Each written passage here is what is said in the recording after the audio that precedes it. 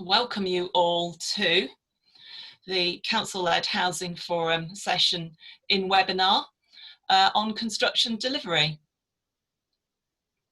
The Council-led Housing Forum was set up to provide London boroughs with support, their companies and also their ALMOs, building new council homes for Londoners. And the session is very much aimed at practitioners.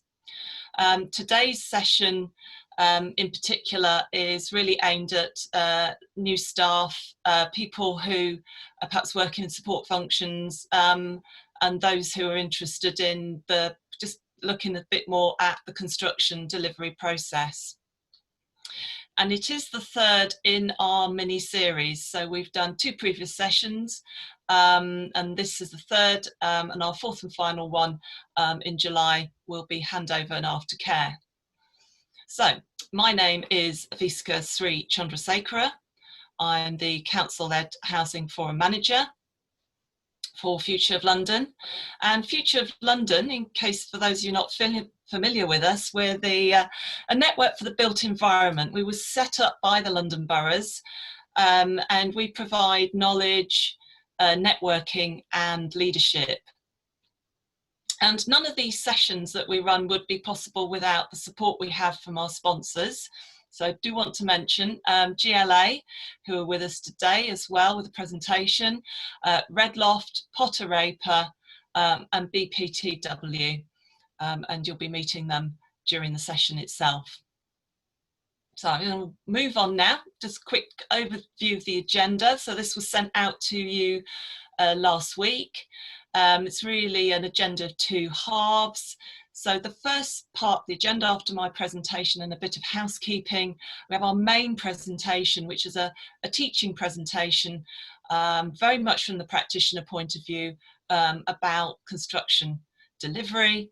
And then we have an introduction to PRISM from Alexis Harris from the GLA. So we'll be another introduction to that a little bit later. Then we have our break, and then we're into part 2. So part 2 of this is council case study, and then we have a Q&A and a solution surgery. So by that I mean you can ask any questions related to the topic, and if you want to, you can raise issues related to your own particular schemes as well. So on to the housekeeping. The first half is recorded, and so you can watch it again. It will be uploaded to our YouTube channel. And we will also send out the presentation to you. So, so you don't need to take notes of everything. Everything on the slides you will get. And as I say, you will be able to, the first presentation, the teaching one, you will be able to watch that one again. Throughout the session, you can put your questions into us using the Q&A function, which you'll see at the bottom of your screens. Please let us know who you are. So you need to put your name and your organisation and then your question. And here's a quick preview of what that screen will look like when you bring it up. And the last thing I want to mention is that when you leave, and I'll try and remind you, is that you'll get a feedback form, and we'd really like you to fill out that and give us some feedback so we can keep improving. Okay, I'm going to move on now to do the introduction to our main presentation, which is being presented by Danny Kay. He's Managing Director at Sheridan Development Management, worked a long time with Future of London. There's Danny. Hi, Danny. And also Nicola Tilbury. Nicola Tilbury is a director at Potter Raper and one of our sponsors. And hi, Nicola. So Nicola has extensive experience as employer's agent and also with legal experience as well. So we've got 2 people who very much can speak from the practitioner point of view and experience on this topic. I'm going to hand over to the 2 of you, and then in 45 minutes, or just before that actually, I will reappear on your final slide. and just pause a moment then for our YouTube viewers. Okay, handing over, I think, to you initially, Danny. Thank you. Good. Excellent. Thank you very much, Vitica. Can you hear me okay? Yep, all good. Excellent. Thank you very much.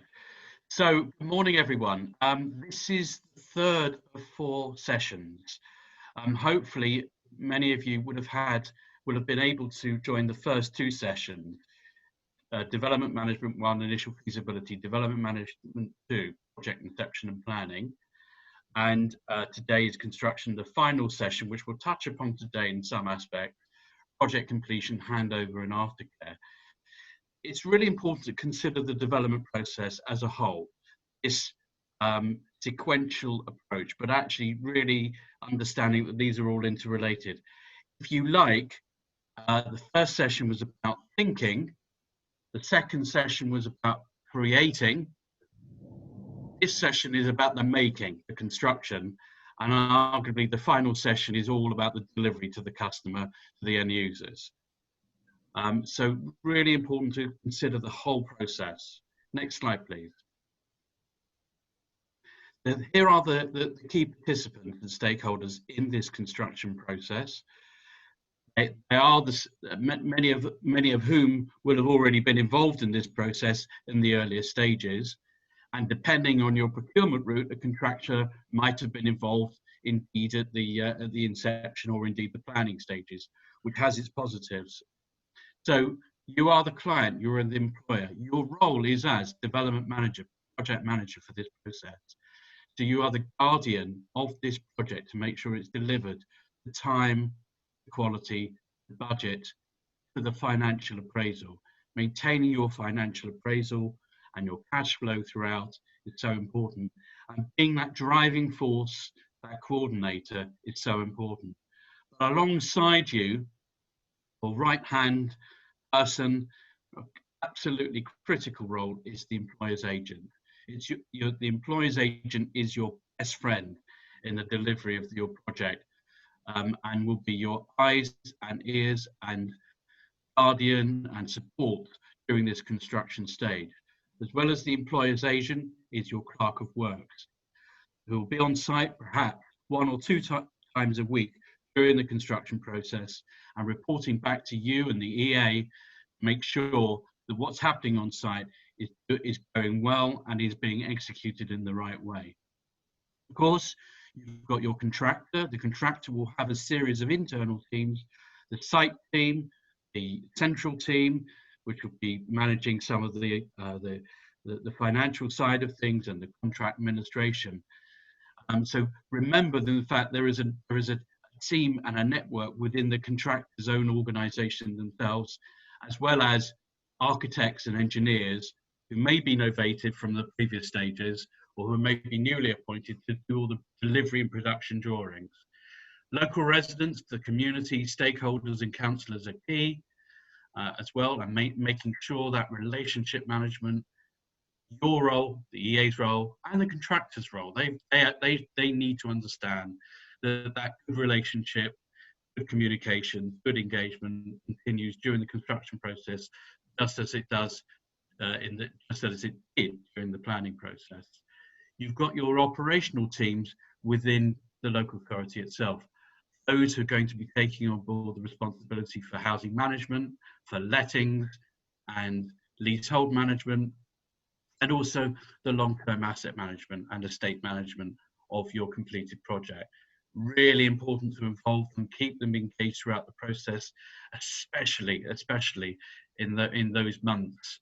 And it will be months preparing for those months in the lead up to handover, and not forgetting this is all about the end users, but making sure that the finished product, what you are making, what you are creating, and what you're delivering is the right kind of product in accordance with your employer's requirements, but also in accordance with what your tenants and leaseholders will expect, irrespective of tenure, whether it's social rent, London affordable rent, market sale, shared ownership, intermediate rent. Your end users, your customer, your tenants, leaseholders are at the heart of it. So making sure that quality is delivered all the way through, design quality, construction quality, and a good customer service in terms of being the client and the receiver at the end of this process. Next slide, please. But there are others as well, other key members of the team who are really important.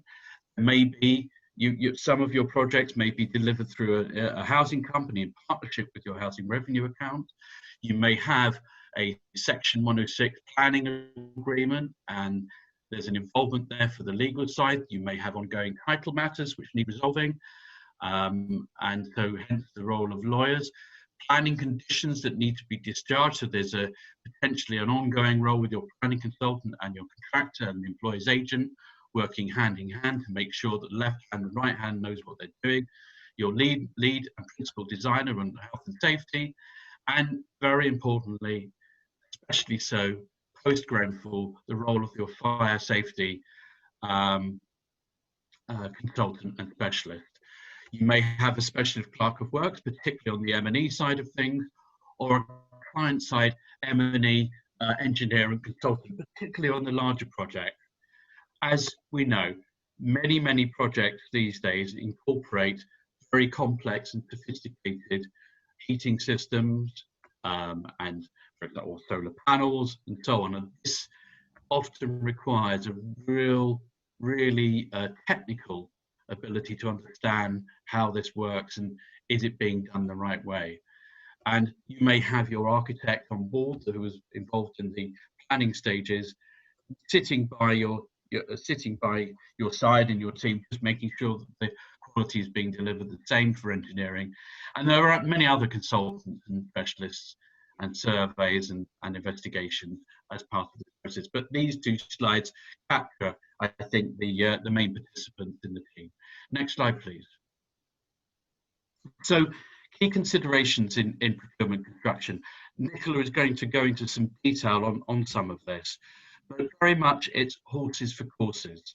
And I must admit, when I was starting out in my development career, I probably didn't fully appreciate enough the complexity and the dynamics of the construction side, the construction market, and that there is a whole hinterland of different types of contractor and constructor, many of whom who are more suited to medium-sized and larger projects, but then there are others who are specialists in the smaller size projects.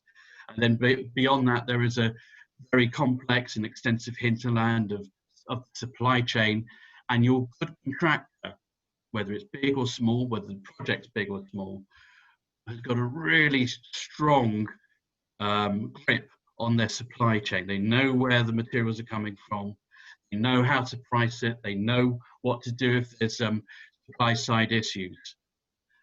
Your contractor will also have experience depending on different tenures. So if you've got a mixed tenure project of 100 homes, that may not suit a small contractor who's only delivered small schemes with 100% social rent. Your contractor will understand the quality of finish that's in the employer's requirements, but also have genuine experience having delivered that for, say, for shared ownership or for market sale.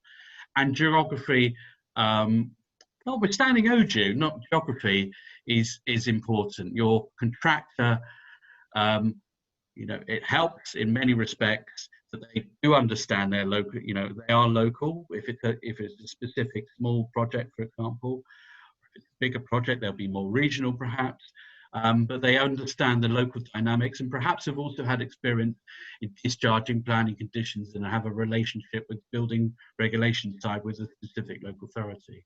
So there's a regional local construction market. Key criteria for selection could include track records, size, experience, culture, and also that they're going to put a good team onto this project, both internally within the main head office, but also the A team on site for your project. And beware shifting of teams throughout the scheme. Best price and best value. best price doesn't always equal best value. And actually, I think many would say that the emphasis really ought to be on best value, making sure that actually the project is delivered in the right way, even if perhaps that might cost more than the best price. It's no good getting best price if actually there's a whole range of uncertainties about the delivery capability of the contractor. There's other things to think about in terms of the risk associated with a construction project and the contract itself, including provisional sums. As a general rule, you want to minimize the number of provisional sums and risk items in a contract. But again, Nicola's going to touch upon this. Next slide, please. Okay. And now I'm going to hand over to Nicola. Okay, so Danny's just taken you through some of those key features of your project that you need to think about that are really important for the next stage, which is your procurement phase. So as Danny has said, procurement, tendering and contracts are complex topics. So today I'm just going to pull out some of the key points that you as development managers need to be aware of. Most local authorities are led or governed by their procurement rules and standing orders when it comes to procurement, and how much of this is led by your procurement team or your development team varies from council to council. In my experience, I've kind of found that the procurement teams at the councils don't particularly understand construction procurement processes. Don't forget, they've got to deal with the procurement across the whole of the council. So instead, it's better for you to have some really good understanding of all of this yourselves. You're going to be aided in this, as Danny has said, by your project manager or employer's agent. They should be able to advise you on all these areas, and that should be part of the scope of services that you have with them. So procurement is kind of the global term for the selection and appointment of services, whether that's a contractor or a consultant. When it comes to choosing a contractor, there's generally three main routes to choose from that are influenced by your time, cost, quality triangle, and really importantly, by your risk management approach, both yours and the council's. So there's three types. You're looking at traditional, where design's done by the client side team and then the contractor builds it. So design's taken to stage 4 typically. Or design and build, where the employer gives a set of employees' requirements and the contractor designs and builds something to meet those requirements. Or you've got management forms of contract, where their works are split into discrete packages, and then they're constructed by a package or trade contractors, designed client side and coordinated client side by either the client themselves under a construction management contract, or by a specialist contractor under a management contracting type of contract. The one I think that you're probably all more familiar with is the design and build form of procurement. It's the most popular form at the moment, really, for councils, because it gives a single point responsibility, which is something that a lot of councils like. And more often than not, the clients will develop design to a fairly sophisticated stage and get that to stage 3 or 3+. Very crudely, the difference between the three routes really is in your risk allocation. Traditional, the risk is split: design with client side, the construction side with the contractor. Design and build, in theory, all the risk sits with the contractor, and with management forms of contracting, nearly all of the risk sits with the client. Your procurement teams will have a view, and sometimes this can get quite heated and will be very different to the development team's point of view. There should also be a central procurement strategy. Do not just use design and build because that's what you've always done. Consider each of your projects for the risk profile of that project. Your project manager EA will be able to help you on the most appropriate route for your time, cost, quality, and of course risk. Once you've decided all of that, say you've picked your design and build, you then need to think about what kind of contract you're going to use. And again, there's a clear favourite here in general practice, and that's the JCT suites of contracts. However, we are starting to work at Procurement with more clients who are using the NEC form or even the PPC form of contract.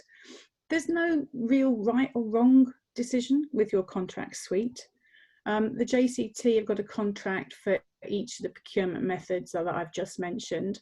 And the JCT tells to hold you by your hands through that process and tell you what to do at every point, whereas the NEC and the PPC are very much written in a very different way.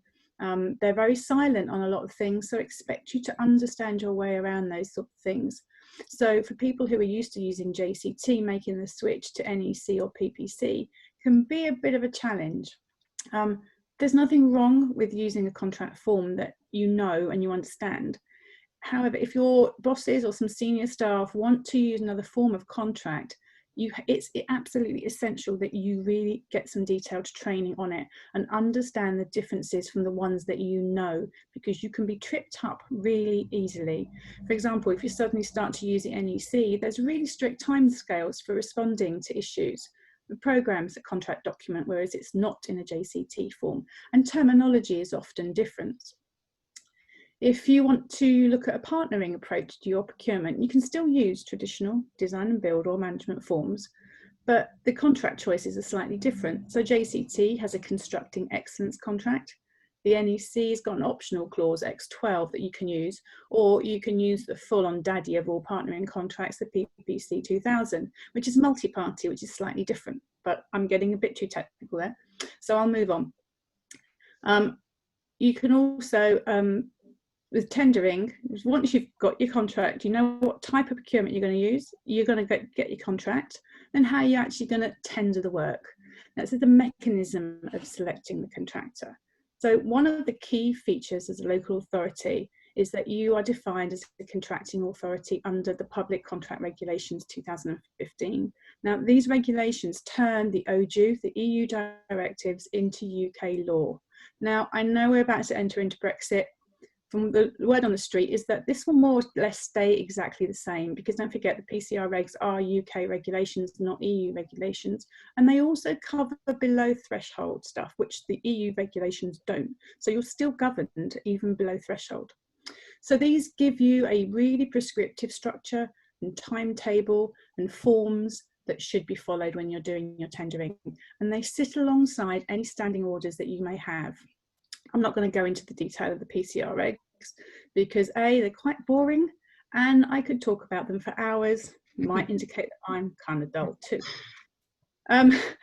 There are various procedures that you will tend to use on a day-to-day basis if you are going to follow the regs. Open procedures, where you go straight out to ITT, to numerous contractors, and you have no control over the number of responses.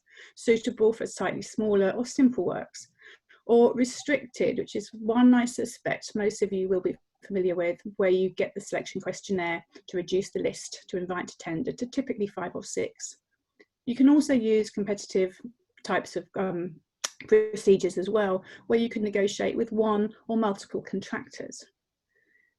As an alternative to the PCR regs, you've also got frameworks that you can use, and they're accessible frameworks, such as the London Construction Programme's Major Works Framework, which is anything over £1 million. And there's different lots depending on, with different contractors for different sizes of contract, or you've got the GLA's London Development Panel to use, and a host of others. Lots of RPs will have frameworks that you can access as well. So these allow you to access predefined lists of contractors who have been already selected in accordance with the PCR regulations, so you don't have to bother with all the long listed winded forms that you need to fill in. It can potentially also allow you more flexibility in your appointment of your contractor, and can sometimes speed the process up, although against what most people think, following the PCR regs can be quite quick now, with electronic forms of communication and prior information notices that can be tabled. How suitable the frameworks are really depends on the frameworks you can use and the contractors who are on them. Again, going back to what Danny was saying about the suitability of a contractor, the geographical area they work in, you can choose which way you want to go. There are 2 ways you can seek tenders, single or 2-stage. With single stage tender, you go out kabang, everything in the first ITT stage, and you get back fully priced tender returns, and you select your contractor. However, if you'd like your contractor to be involved in some way while designing a scheme, you can think about 2-stage. So you go out and select the contractors based on a quality-based submission, and that could be around proposed approach, similar experiences example, and priced overheads and profit and prelims. So you'll typically go out with an estimate of how long you want the project to take and size of the contract sum, and then you select a contractor to work with for the second stage. And you work together as a team and you finalise the package prices from all the subcontractors and the rest of the design.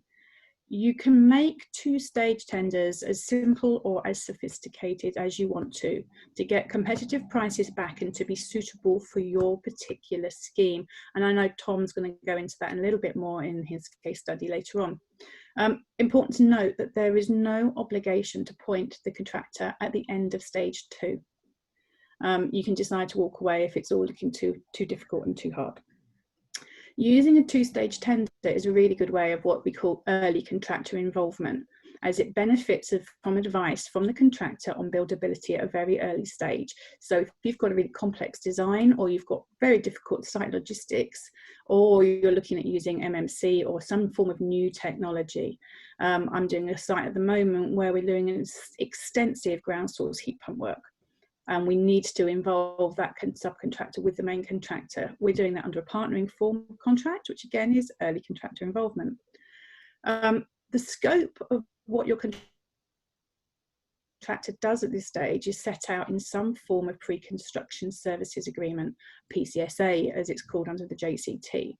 And they could be looking at phasing strategies if you've got a very complex phasing regeneration scheme, getting on with surveys and investigations while the design team carry on designing, looking at specialist design, specialist suppliers around volumetric or panelized systems, looking at how you're going to put these things together. They could even help with planning submission for documents or clearing conditions, depending on where you are in that process. Contractors are paid a fee for this element of work because they are treated as a consultant. So it may add a slight amount of money to your spend profile. Generally though, if it's used in the right place, then it will save money at the end of the job. Works, notably, the works can't be included in the PCSA. You need to have an enabling project or early works orders for those sorts of things. The key thing that I would say here is that only use two-stage tendering when the project really needs it and you understand the risks that come with it. Because if you're not careful, the client can lose negotiation position during the second phase and you can get cost overrun. It's a balancing act between stage one, single stage, and two-stage tendering. But again, it's horses for courses, as Danny has said. Another option, if you're struggling to get all of this finalised before you enter into contract, but you need to start as soon as possible, is to use letter of intent. Any advisor will tell you not to do this, but it is a plan B, but use it with caution. Key is in the drafting. The scope of works that needs to be undertaken under the letter of intent needs to be really clearly defined, and the costs clearly set out with a cap of how much money you're going to spend. It also should include the intention to enter into contract and the contract form to be used along with any amendments, which will ensure that should anything go wrong, the courts will use the contract terms, or will kind of consider the contract terms to be in place rather than working on a quantum merit basis. Next slide, please. Packaging it all up. So you've decided how you're going to procure it, what contract to use, and what kind of tendering approach. But how do these tender documents, what do they look like? They're generally made up of 4 key areas. You have the ITT, which are the documents that set out the mechanics of the tender process, price, quality split, the standard pass-fail questions, evaluation criteria, a form of tender, non-collusion statements, etc. The PCR regs will give you a standard PAS 92 form that you will use to fill in, and you can add your own questions. It will also have a description of the works that needs to be done and restrictions on how you'd like them to do the work. So this is either your specification in your drawings, a set of employers' requirements if you're using a design and build or a bill of quantities under a traditional one. NEC, for example, calls it works information.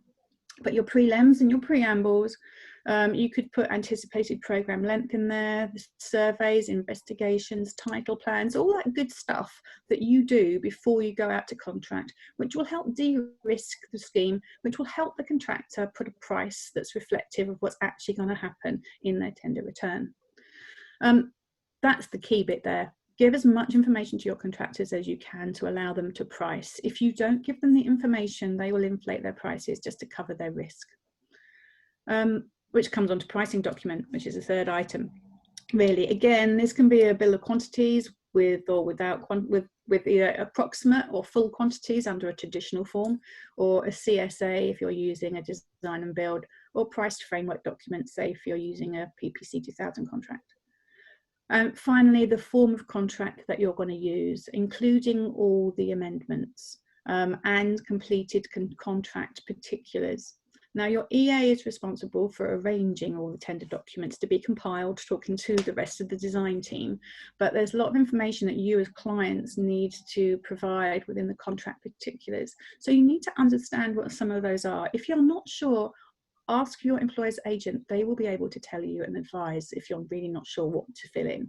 And that's typical around the joint fire code and if that's applicable or not.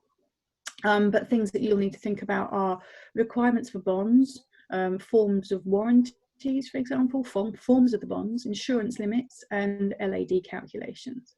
But some of the key elements that I want to bring your attention to are the contract amendments. So solicitors love an amendment, and they'll quite often have the amendments that are as long as the contract itself. It's a really good idea, read them, do a page turn, compare them to the standard form of contract, so you're completely aware of all the changes that affect the obligations of both you and the contractor. And these often put more obligations onto the contractor, which is fair enough because solicitors are working for you. However, one of the things that you need to be aware of in their enthusiasm to do that is that it can come with a price, because again, the contractor will price the risk of additional obligations that they are being put upon, or they might end up saying, okay, we'll do that, we'll put a tender return in, and then there's loads of exclusions and clarifications, and you get bogged down in post-contract appointment negotiations with the contractor, which nobody wants, and the whole thing can fall apart. Provisional sums, again, Danny's mentioned these. They tend to be used where there's not enough information to fully price an item, i.e. stats, supplies, or if you've got some element of refurbishment on your scheme and you can't work out price because you've got something in the way, like a building, they're fine and they can be put in by the QS and your client side before you go out to contract. However, provisional sums as general rule should be avoided if you can, because they're not fixed, so they can go up and they can go down as well. So when you get a tender return back from a contractor, be aware of when they've put provisional sums in, because it generally means that they're trying to push that risk back to you as client rather than taking it on themselves in a very clever way. Because they'll say, yes, this is about right, but they know damn well it might go up. So they're kind of pushing that back to you.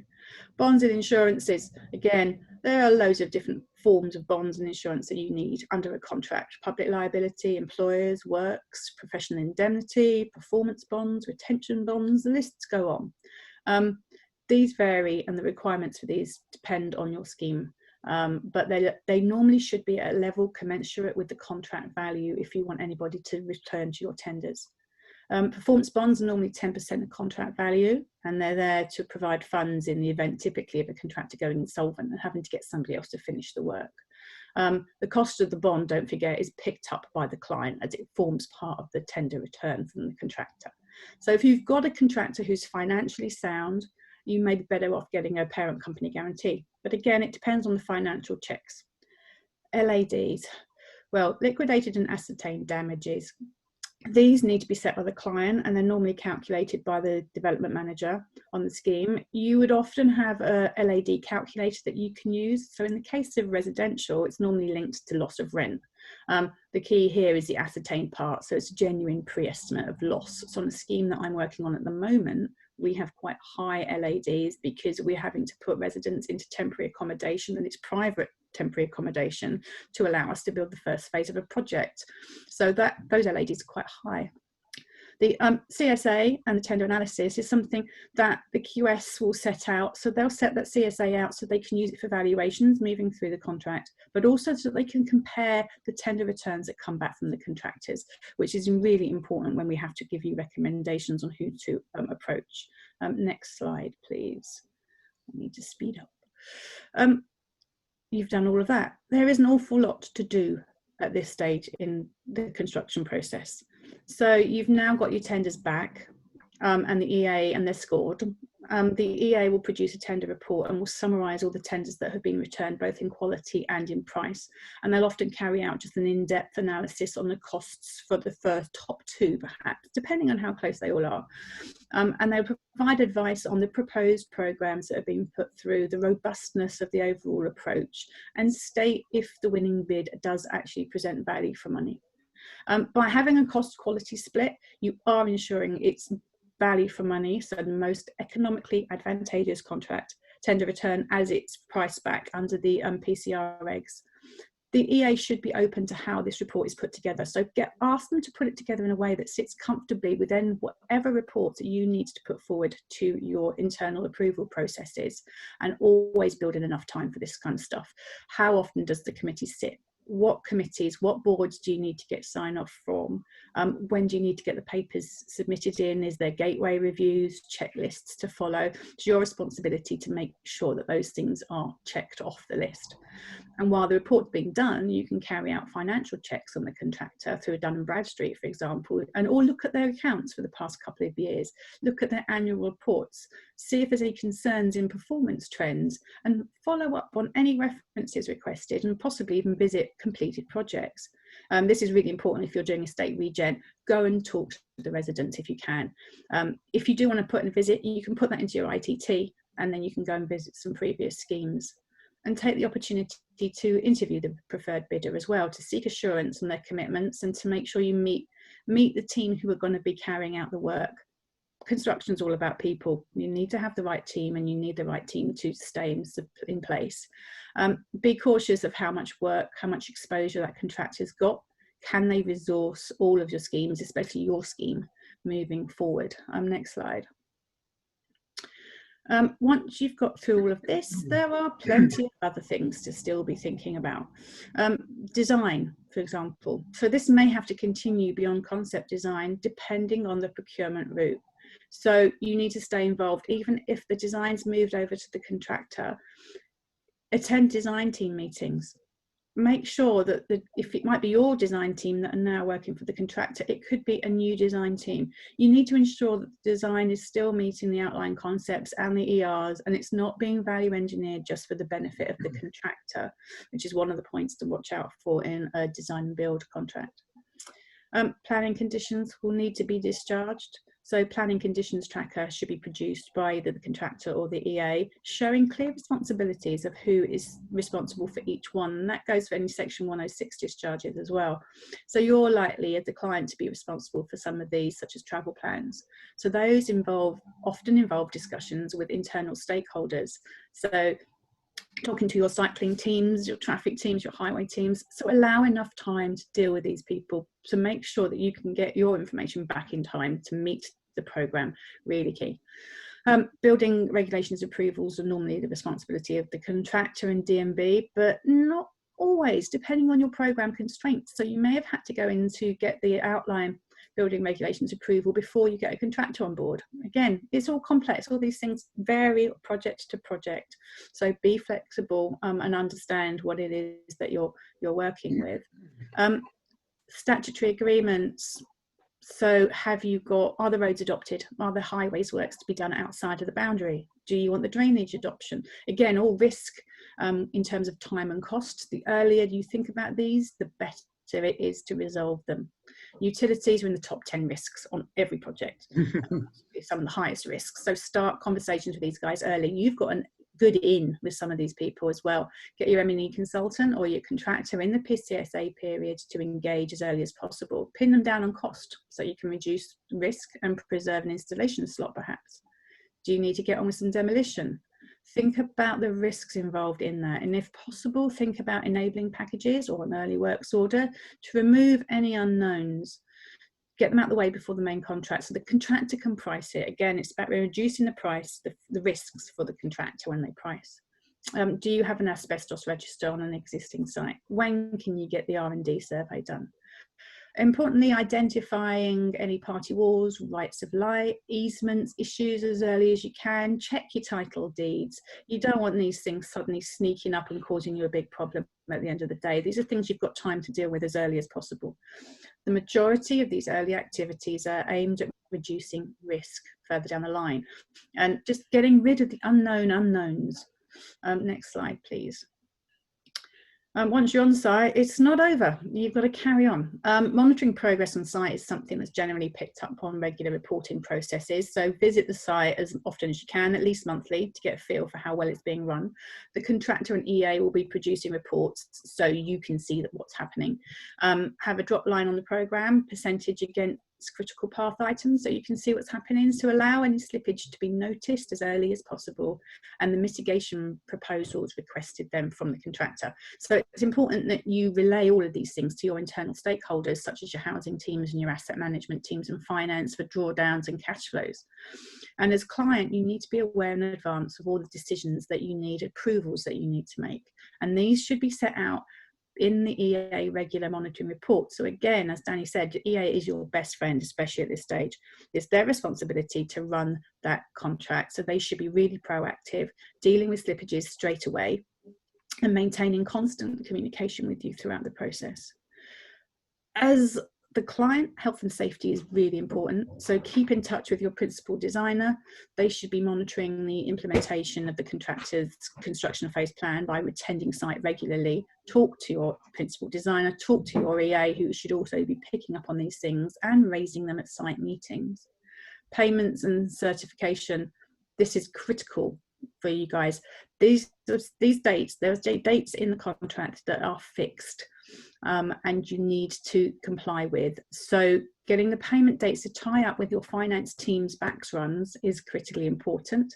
Some of these contracts in the unamended forms will have a 14-day payment period. How many of your finance teams can deal with that? Go and speak to them, make them aware of any particular processes you will need to follow in order to get that through. Talk to your clerk of works. They are your eyes and your ears on site. They will make sure that works are being done to the right quality, meeting the ERs. They should be fostering a really good relationship with the contractor. They are there to work with the contractor to ensure that quality is met and the quality is high, which will lead to fewer defects post-contract. So get them on site, get them to go on site as much as you can afford for them to be there. It will pay dividends for them checking what they should be doing. And managing your communications with internal stakeholders through this process is really vital during construction.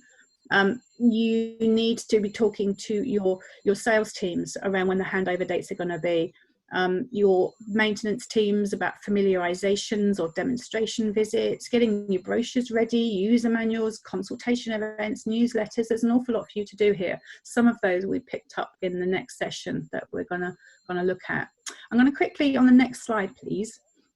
I'll go run you through enough words. Let's have a look at some sites here. So this kind of is what you should expect from a really nicely well site. It's nice and clean, tidy and controlled. Hoardings all in place, and the image on the right hand side is showing you the materials all neatly stacked out and protection around the edges are all in place. Next slide, please. This one's not quite so good. This has just got poor housekeeping, which has just got trip hazards and damage to roofing all over it. The All Clerk of Works will pull this kind of thing up, as will the principal designer on their visits. It tends to indicate sloppy workmanship, so something to really look for. Next slide, please. So some of these, now your maintenance teams are not going to thank you for this kind of thing happening. The Clerk of Works should spot all of these things. So there's obviously damp there from rainwater pipes that aren't connected, and it looks like there's an issue around damp-proof membranes on one of them. And as for the brickwork, Clerk of Works won't let the brickwork to get to this stage if they're doing their job right. So if you see something out on site that you don't think is right, ask your EA, ask your Clerk of Works and raise it with the contractor. You're part of the team. More eyes and ears that look at this stuff, the better. So I'm going to hand you back to Danny. Thank you. Next slide. Thank you very much indeed, Nicola. That was fantastic. I think this really, Nicola's presentation really emphasises the importance of detail, of organisation and teamwork with your team, your own consultancy team, and teamwork within your own organisation. Inevitably, as when you're going to sign a contract for a new project, we're now moving into the big money. So at the initial feasibility stages, we're spending maybe £15,000. Into the planning stages, several £100,000 on all the complex site investigation, surveys and planning work and design work and engineering work. But now we're into the millions of pounds of money. So getting this right is really important, making sure that the report that you are writing to your director or your committee or your board or the approval body, whatever it is comprehensive. You may well almost certainly want a note or a tender report from your employer's agent, and so on. So really important to remember all these points. And actually, just to remind ourselves that in the earlier sessions, we discussed about making sure we do those surveys, those technical surveys, to manage and ascertain risk. And that theme follows all the way through, and it very much aligns with what Nicola has set out, that actually you want to de-risk this process. You want your contractors, your partner, and you want ideally as few as provisional sums as possible. If anything, no provisional sums, so that you've done all that homework as best you can in those early stages. We're going to cover in the final session, PM4, Development Management 4, the preparations of handover. But just a reminder, and to pick up on a number of the points that Nicola said, here are some key matters that you want to make sure are prepared for and organised months before you're expecting to receive handover of the new home. So commissioning meetings and sessions on the mechanical, electrical engineering installations. These can be very complex, so engaging with your colleagues in asset management and other teams so that they are part of that commissioning process, making sure that resident manuals are in place and they are readable, they are clear, they are accessible and understandable. Preparations for marketing and letting, including appropriate plans for land registry, lettings process, the form of tenancy, making sure that there's alignment. Your role as development manager is making sure that the rent that actually has been set out at the outset in the appraisal follows through to the rent that's going to be charged. And if you've got grant, there's with the GLA, you're going to need to make sure there's alignment there, and that's part of the GLA's audit process. Sales process, including marketing strategy. There's been a show suite. What needs to be done for the show suite in terms of furniture and making sure that it's prepared for that marketing process. A whole range of handover documents and certifications as part of the final handover and taking on the building and the snagging process. So there's a huge amount of client-side liaison here in terms of the preparation for handover. Again, that will be very much the focus of the next session. Next slide, please. Finally, just a checklist for you as development manager, your role as coordinator of this whole process from the beginning in terms of reception all the way through delivery of the final homes and delivery to the tenant, to the leaseholder, going to be hopefully their home for life or a large part of their life. So, you know, you want to make sure it's delivered in the way that you would want to receive it as prospective tenant and leaseholder. The role of the employer's agent is absolutely critical. There's so many technical areas where Nicola has set out that actually that complexity is important to work alongside the EA, your eyes and ears on site, the clerk of works, and be clear about your organisation, the decisions that are required during the contract, pre-contract, your approvals, and take part of the process. Attend those site meetings, soak it up, live it in terms of what's being delivered on site, and invite, I think it's always a good idea, invite your director or invite your head of team to attend project meetings on an occasional basis so that they understand what they're close to the process. Not every project meeting, but on a, perhaps once during the course of a calendar year. Be clear about the progress against milestones and the corresponding cash flow that's required. Really important what Nicola said about making sure that certifications are done in the right way, and your finance team is aware of the process and setup, and the format of the certifications and the invoices are correct. And that's linked to the spend profile on your financial appraisal, and understanding and work with your employer's agent if you need explanation, help on understanding how to sign off construction valuations. And again, throughout this process is good communications with your local stakeholders. All being well, your contractor will have a community liaison lead. So that's, again, really, really important, and keeping engaged with the local community about progress. Many local authorities have got programs now. Many actually do prepare regular bulletins for information to the local community. So I think that covers everything we want to cover. Clearly, we're going to have some more presentations and a case study. But I think now we're going to hand over to Vitica, and thank you very much for listening. Right, thank you, Danny and Nicola. There's a huge amount of detail in those presentations because this is a really big topic. So I'm sure we're going to have a lot of Q&A. So just a reminder to those of you that are watching this live that you do have the Q&A function button at the bottom of your screen. Do get asking questions, lots of food for thought there. So thank you very much. It's at this point that we're actually going to say goodbye to our YouTube audience. And I hope you've enjoyed watching the video, and also that you'll look out for other Future of London events. You can find all the information you need on the Future of London website.